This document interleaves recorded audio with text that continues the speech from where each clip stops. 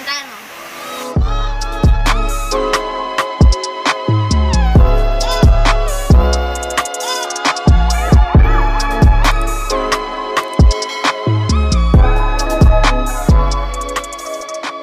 Ok đây là cái này. Lên dòng hộp xanh của về. À, cứ gọi mình ra bao giờ. Cứ gọi.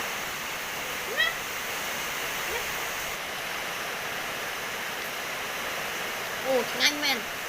Bất chỉ cả hào sạch của bé men, nhanh.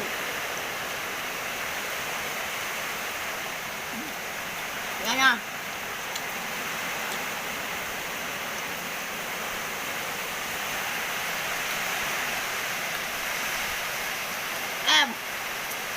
Em mình tay mà. Nhanh à. Nè, cây thơm hôm không? Nhanh. Xanh cục về. Mà chăn. Nó mơn. Lại.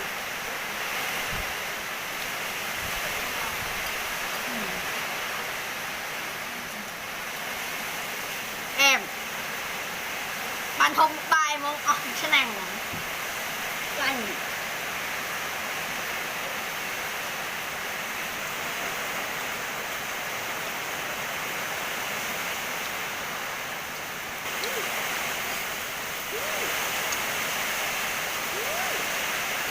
Nhanh. Em.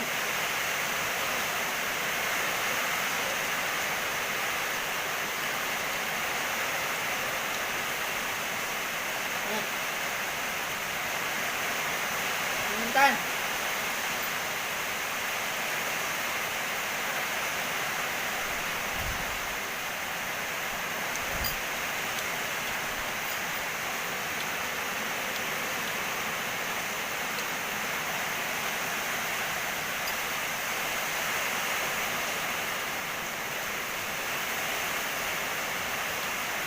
Hey.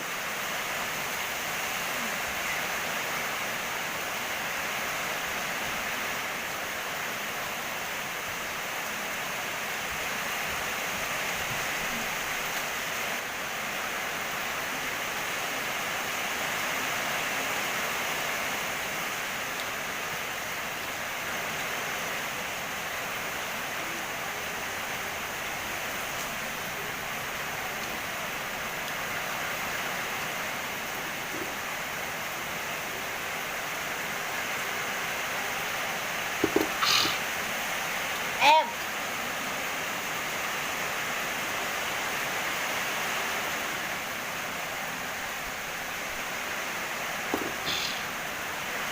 Em.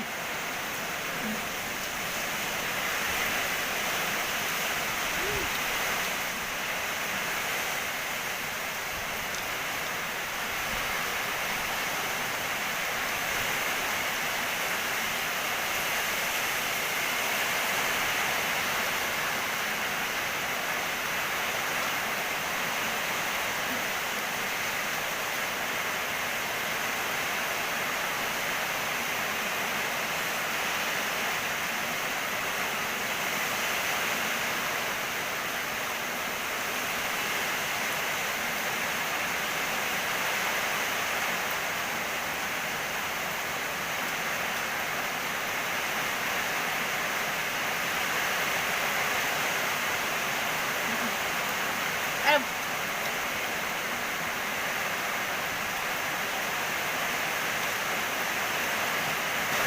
Men. Về cả điện điện chạy không? Bắn xì xanh cục về đông đà.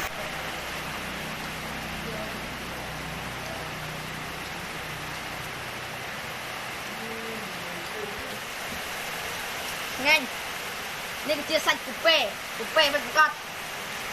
Mà chan mà mơn. Thầm dây cũng đo mình mơn.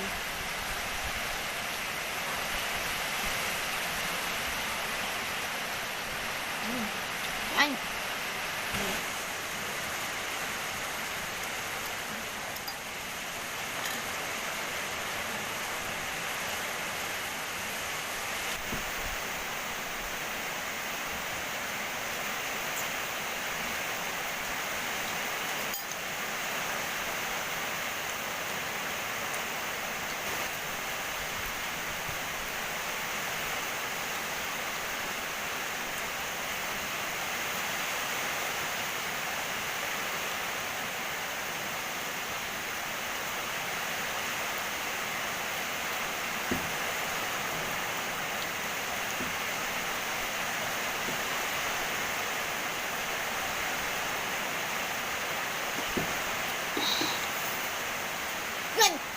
nhanh bên tên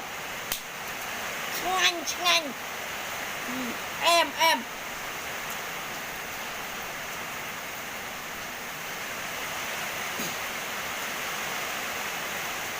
bạn